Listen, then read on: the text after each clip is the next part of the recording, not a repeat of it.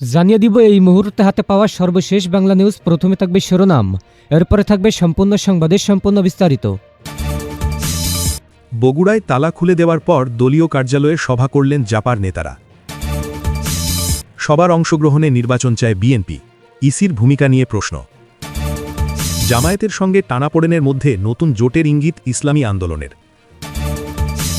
উদ্দেশ্যমূলকভাবে ballot পেপারের ভাঁজে ধানের শীষ দেওয়া হয়েছে নজরুল ইসলাম খান। তো এতক্ষণ ধরে শুনলেন সংবাদের শিরোনাম, চলুন তাহলে আবার বিস্তারিত জেনে নেওয়া যাক। তার আগে আপনি যদি আমাদের চ্যানেলের নতুন বন্ধু হয়ে থাকেন তাহলে সাবস্ক্রাইব করে আমাদের চ্যানেলের সাথেই থাকবেন। বগুড়ায় তালা খুলে দেওয়ার পর দলীয় কার্যালয়ে সভা করলেন জাপার নেতারা। বগুড়া শহরের সেন্ট্রাল হাইস্কুল মোড়ে অবস্থিত জাতীয় পার্টির জেলা কার্যালয়টি গত 5 আগস্টের পর থেকে তালাবদ্ধ ছিল, যা অবশেষে মঙ্গলবার দলটির নেতাকর্মীরা খুলে দিয়েছেন। কার্যালয়ের তালা খোলার পর জাপার জেলা ও অঙ্গ সংগঠনের বিপুল সংখ্যক নেতাকর্মী সেখানে উপস্থিত হয়ে স্লোগান দেন এবং এক আনন্দঘন পরিবেশের সৃষ্টি করেন দীর্ঘ সময় ধরে।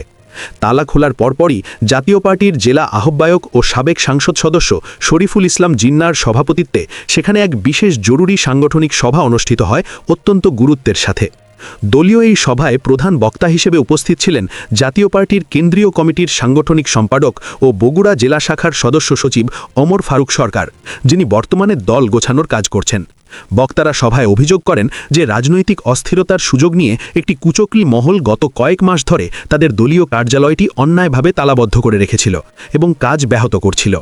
কার্যালয় উন্মুক্ত হওয়ার পর নেতাকর্মীরা সেখানে দীর্ঘদিনের জমানো ধুলোবালি পরিষ্কার করেন এবং পুনরায় স্বাভাবিক কার্যক্রম শুরু করার জন্য অফিসের আসবাবপত্র সুন্দরভাবে সাজিয়ে গুছিয়ে নেন। সভায় সিদ্ধান্ত নেওয়া হয় যে এখন থেকে নিয়মিতভাবে দলীয় কার্যালয়ে নেতাকর্মীদের উপস্থিতি নিশ্চিত করা হবে এবং আগামী দিনের রাজনৈতিক কর্মসূচিগুলো এখান থেকেই পরিচালিত হবে সুনির্দিষ্টভাবে। জাপার জেলা আহ্বায়ক শরীফুল ইসলাম জিন্না বলেন যে জাতীয় পার্টি একটি সুশৃঙ্খল এবং শান্তিকামী রাজনৈতিক দল, যা বগুড়ার মাটি ও মানুষের অধিকার আদায়ে সবসময় রাজপথে সক্রিয় ছিল। তিনি আরও উল্লেখ করেন যে দলের ভেতরে কোনো বিভেদ রাখা হবে না এবং সকল স্তরের ত্যাগী নেতাকর্মীদের সাথে নিয়ে বগুড়ায় জাতীয় পার্টিকে আবারও শক্তিশালী দুর্গে পরিণত করা হবে। অঙ্গ সংগঠনের নেতাদের উদ্দেশ্যে বলা হয়েছে যে তরুণ প্রজন্মকে জাতীয় পার্টির পতাকা তলে আনতে হবে এবং সাবেক রাষ্ট্রপতি হুসেন মোহাম্মদ এরশাদের উন্নয়নমূলক কর্মকাণ্ডের কথা প্রচার করতে হবে। সভায় বক্তারা অভিযোগ করেন যে কার্যালয়টি বন্ধ থাকার কারণে সাধারণ নেতাকর্মীরা তাদের সমস্যাগুলো নিয়ে আলোচনা করার জায়গা পাচ্ছিলেন না, যা এখন থেকে আর সমস্যা হবে না। জাতীয় পার্টির বগুড়া জেলা শাখা এখন থেকে পূর্ণ শক্তিতে কাজ শুরু করবে এবং আগামী জাতীয় নির্বাচনকে সামনে রেখে তৃণমূল পর্যায়ে সদস্য সংগ্রহ অভিযান আরও জোরদার করা হবে। কার্যালয় খোলার খবর ছড়িয়ে পড়লে বগুড়া শহরের বিভিন্ন ওয়ার্ড থেকে নেতাকর্মীরা ছোট ছোট মিছিল নিয়ে দলীয় কার্যালয়ে জড়ো হতে শুরু করেন, যা একটি মহড়ায় রূপ নেয়। তখন সভায় উপস্থিত ছিলেন জেলা জাপার প্রভাবশালী নেতা লুৎফর রহমান সর্দার, টিআইএম আব্দুল মুত্তালিব এবং বিভিন্ন উপজেলা কমিটির শীর্ষস্থানীয় নেতৃবৃন্দ, যারা একাত্মতা প্রকাশ করেন জাপার পতাকা তলে। বক্তারা সাফ জানিয়ে দিয়েছেন যে বগুড়ার মাটিতে জাতীয় পার্টির অস্তিত্ব বিলীন করার চেষ্টা করে কেউ সফল হবে না, বরং তারা জনগণের ভালোবাসা নিয়ে আবারও ক্ষমতায় ফিরবে। সভায় দেশের বর্তমান রাজনৈতিক ও অর্থনৈতিক পরিস্থিতি নিয়ে বিস্তারিত আলোচনা করা হয় এবং জনগণের পাশে থেকে শান্তিপূর্ণ আন্দোলন চালিয়ে যাওয়ার অঙ্গীকার ব্যক্ত করেন সকল পর্যায়ের নেতারা। দলীয় কার্যালয় খুলে দেওয়ার সময় কোনো ধরনের অনাকাঙ্ক্ষিত ঘটনা যেন না ঘটে সেজন্য কার্যালয়ের সামনে মোতায়েন ছিল সাদা পোশাকের আইন শৃঙ্খলা বাহিনীর সদস্যরা, যারা পরিস্থিতি পর্যবেক্ষণ করছিল।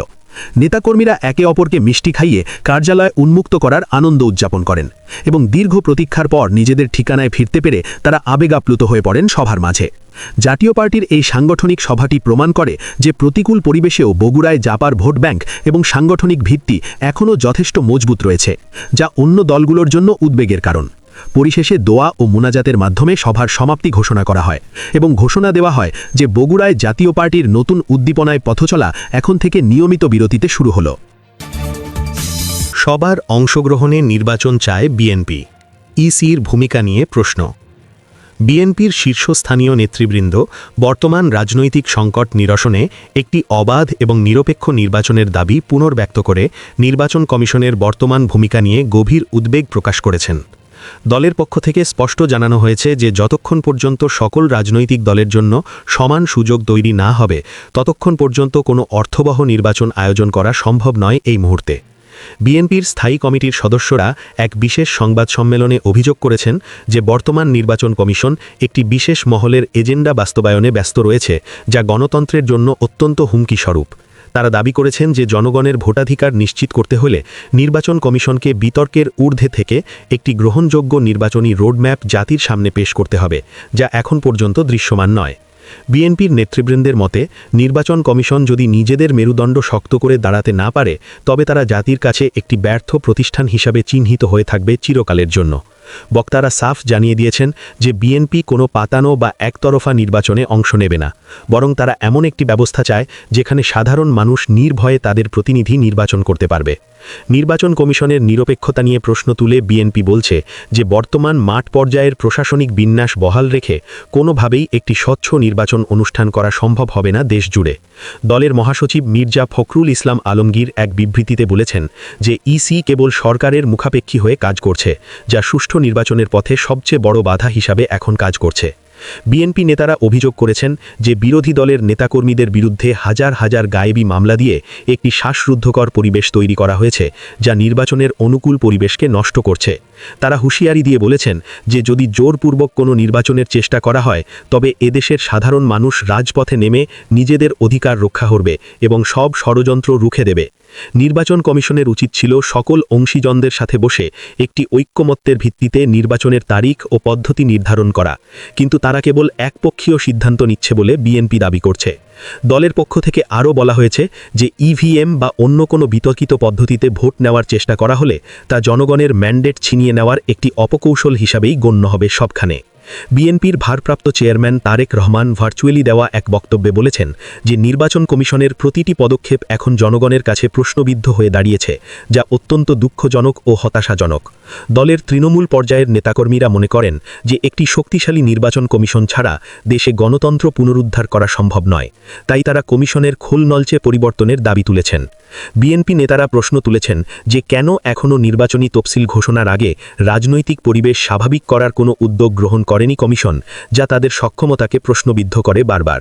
তারা আন্তর্জাতিক সম্প্রদায়ের প্রতি আহ্বান জানিয়েছেন যাতে বাংলাদেশের নির্বাচনের উপর নিবিড় পর্যবেক্ষণ রাখা হয় এবং কোনো ধরনের জালিয়াতির সুযোগ না দেওয়া হয় সেদিকে নজর রাখা হয়। এখন নির্বাচন কমিশনের প্রধান কমিশনারের বিভিন্ন বক্তব্যের কড়া সমালোচনা করে বিএনপি বলছে যে তার কথা ও কাজের মধ্যে কোনো সামঞ্জস্য নেই, যা রাজনৈতিক দলগুলোর আস্থা নষ্ট করছে।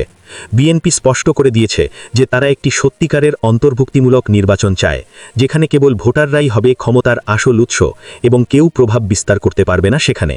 তারা আরও জানিয়েছে যে সরকার এবং নির্বাচন কমিশন যদি হঠকারিতা বন্ধ না করে, তবে অচিরেই কঠোর আন্দোলনের মাধ্যমে সরকারকে ক্ষমতা ছাড়তে বাধ্য করা হবে এবং গণতন্ত্র জয়ী হবে। পরিশেষে বিএনপির পক্ষ থেকে বলা হয়েছে যে একটি স্বাধীন ও শক্তিশালী কমিশনের মাধ্যমেই কেবল জনগণের আস্থার প্রতিফলন ঘটানো সম্ভব, যা বর্তমান কমিশনের মাধ্যমে কোনোভাবেই সম্ভব নয়।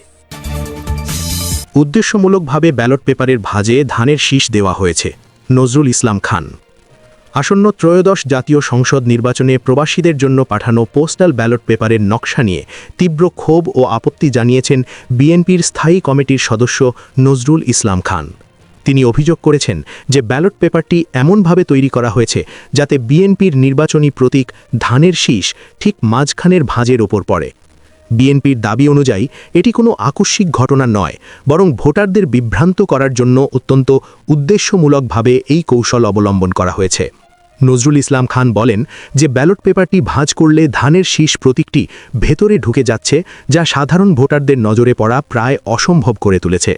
তিনি উল্লেখ করেন যে এই কৌশলের মাধ্যমে বিএনপির লাখ লাখ প্রবাসীর ভোট নষ্ট করার একটি সুগভীর নকশা তৈরি করা হয়েছে বলে তারা আশঙ্কা করছেন। এখন ইতিমধ্যেই বাহরাইন ও ওমান সহ বিভিন্ন দেশে পোস্টাল ব্যালট নিয়ে অনিয়মের ভিডিও সামাজিক যোগাযোগ মাধ্যমে ভাইরাল হওয়ার ঘটনায় বিএনপি তাদের চরম উদ্বেগ প্রকাশ করেছে। ভাইরাল হওয়া ওই ভিডিওগুলোতে দেখা গেছে যে ব্যালট পেপারগুলো কোনো গোপনীয়তা রক্ষা না করে প্রকাশ্য স্থানে স্তূপ করে রাখা হয়েছে এবং সেগুলো নিয়ে কারসাজি করা হচ্ছে। নজরুল ইসলাম খান প্রশ্ন তুলেছেন যে অত্যন্ত গোপনীয় এই ব্যালট পেপারগুলো কিভাবে ভোটারদের হাতে পৌঁছানোর আগেই ব্যক্তিগত বাসভবনের টেবিলে দেখা গেল। তিনি নির্বাচন কমিশনকে ইসি অবিলম্বে এই ত্রুটিপূর্ণ ও রহস্যজনক ব্যালট পেপারগুলো বাতিল করে নতুন নকশার ব্যালট ছাপানোর জন্য জোর দাবি জানিয়েছেন। বিএনপি মনে করে যে বিদেশে বাংলাদেশের দূতাবাসগুলোর কিছু অসাধু কর্মকর্তা একটি বিশেষ রাজনৈতিক দলের স্বার্থে এই নির্বাচনী কারচুপির সাথে সরাসরি জড়িত রয়েছে। রাজধানীর গুলশানে বিএনপির চেয়ারপারসনের কার্যালয়ে আয়োজিত সংবাদ সম্মেলনে নজরুল ইসলাম খান এসব চাঞ্চল্যকর অভিযোগ তুলে ধরে নির্বাচন কমিশনের নিরপেক্ষতা নিয়ে প্রশ্ন তোলেন। তিনি অভিযোগ করেন যে নির্বাচন কমিশনকে এই অনিয়মের বিষয়ে তথ্য দেওয়া হলেও তারা এখন পর্যন্ত কার্যকর কোনো ব্যবস্থা না নিয়ে রহস্যজনক নীরবতা পালন করছে। বিএনপির এই নেতার মতে নির্বাচনের লেভেল প্লেয়িং ফিল্ড নষ্ট করার জন্য শুরু থেকেই প্রশাসন ও নির্বাচন কমিশন একপাক্ষিক আচরণ করে আসছে, যা অত্যন্ত নিন্দনীয়। নজরুল ইসলাম খান আরও বলেন যে প্রবাসীদের ভোট যেখানে অত্যন্ত মূল্যবান, সেখানে ব্যালট পেপারের এই ভুল বিন্যাস আসলে একটি পরিকল্পিত জালিয়াতিরই নামান্তর মাত্র। তিনি হুঁশিয়ারি দিয়ে বলেছেন যে যদি পোস্টাল ব্যালটের এই স্বচ্ছতা নিশ্চিত করা না হয়, তবে নির্বাচনের গ্রহণযোগ্যতা নিয়ে জনমনে বড় ধরনের সংশয় ও অনাস্থা তৈরি হবে। দলের পক্ষ থেকে জানানো হয়েছে যে তারা প্রতিটি দূতাবাস এবং সংশ্লিষ্ট কর্তৃপক্ষের কাছে এই অনিয়মের প্রতিকার চেয়ে আনুষ্ঠানিকভাবে চিঠি প্রদান করবে খুব শীঘ্রই। নজরুল ইসলাম খান আরও অভিযোগ করেন যে একটি বিশেষ রাজনৈতিক দল দরিদ্র ভোটারদের কাছ থেকে এনআইডি কার্ড ও মোবাইল নম্বর সংগ্রহ করে জাল ভোটের প্রস্তুতি নিচ্ছে। বিএনপি নেতারা মনে করছেন যে নির্বাচনের আগে এই ধরনের কারিগরি কারচুপি মূলত জনগণের ভোটাধিকার হরণ করার একটি নতুন ও ডিজিটাল কৌশল মাত্র। তারা দাবি করেছেন যে প্রবাসীদের ভোট দেওয়ার গোপনীয়তা এবং সুরক্ষা নিশ্চিত করতে হবে, অন্যথায় এই পোস্টাল ব্যালট প্রক্রিয়ার ওপর মানুষের কোনো আস্থা থাকবে না। সামগ্রিকভাবে নজরুল ইসলাম খানের এই অভিযোগটি ত্রয়োদশ জাতীয় সংসদ নির্বাচনের নিরপেক্ষতা নিয়ে রাজনৈতিক অঙ্গনে একটি নতুন বিতর্ক ও উত্তাপের জন্ম দিয়েছে 2026 সালের শুরুতে। উদ্দেশ্যমূলকভাবে ব্যালট পেপারের ভাঁজে ধানের শীষ দেওয়া হয়েছে। নজরুল ইসলাম খান। আসন্ন ত্রয়োদশ জাতীয় সংসদ নির্বাচনে প্রবাসীদের জন্য পাঠানো পোস্টাল ব্যালট পেপারের নকশা নিয়ে তীব্র ক্ষোভ ও আপত্তি জানিয়েছেন বিএনপির স্থায়ী কমিটির সদস্য নজরুল ইসলাম খান। তিনি অভিযোগ করেছেন যে ব্যালট পেপারটি এমনভাবে তৈরি করা হয়েছে যাতে বিএনপির নির্বাচনী প্রতীক ধানের শীষ ঠিক মাঝখানের ভাঁজের ওপর পড়ে।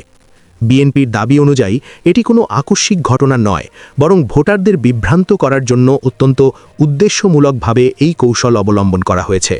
নজরুল ইসলাম খান বলেন যে ব্যালট পেপারটি ভাঁজ করলে ধানের শীষ প্রতীকটি ভেতরে ঢুকে যাচ্ছে, যা সাধারণ ভোটারদের নজরে পড়া প্রায় অসম্ভব করে তুলেছে।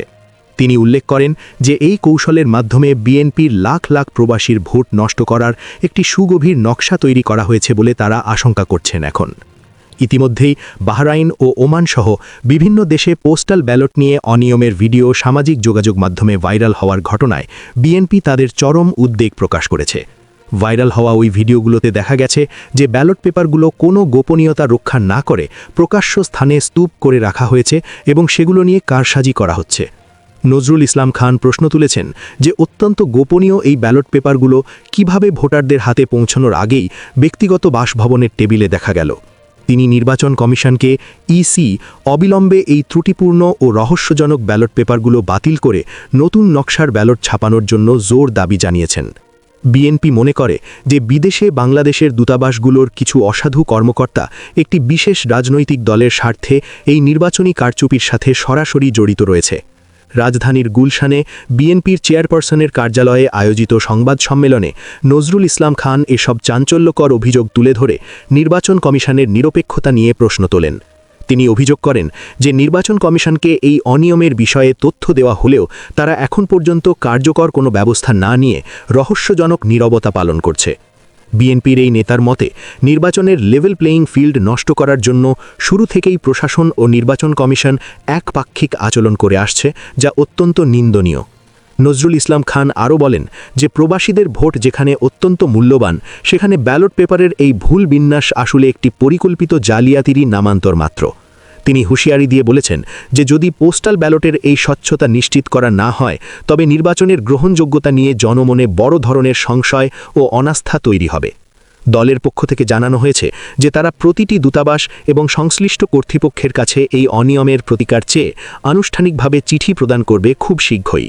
নজরুল ইসলাম খান আরও অভিযোগ করেন যে একটি বিশেষ রাজনৈতিক দল দরিদ্র ভোটারদের কাছ থেকে এনআইডি কার্ড ও মোবাইল নম্বর সংগ্রহ করে জাল ভোটের প্রস্তুতি নিচ্ছে। বিএনপি নেতারা মনে করছেন যে নির্বাচনের আগে এই ধরনের কারিগরি কারচুপি মূলত জনগণের ভোটাধিকার হরণ করার একটি নতুন ও ডিজিটাল কৌশল মাত্র। তারা দাবি করেছেন যে প্রবাসীদের ভোট দেওয়ার গোপনীয়তা এবং সুরক্ষা নিশ্চিত করতে হবে, অন্যথায় এই পোস্টাল ব্যালট প্রক্রিয়ার ওপর মানুষের কোনো আস্থা থাকবে না। সামগ্রিকভাবে নজরুল ইসলাম খানের এই অভিযোগটি ত্রয়োদশ জাতীয় সংসদ নির্বাচনের নিরপেক্ষতা নিয়ে রাজনৈতিক অঙ্গনে একটি নতুন বিতর্ক ও উত্তাপের জন্ম দিয়েছে 2026 সালের শুরুতে।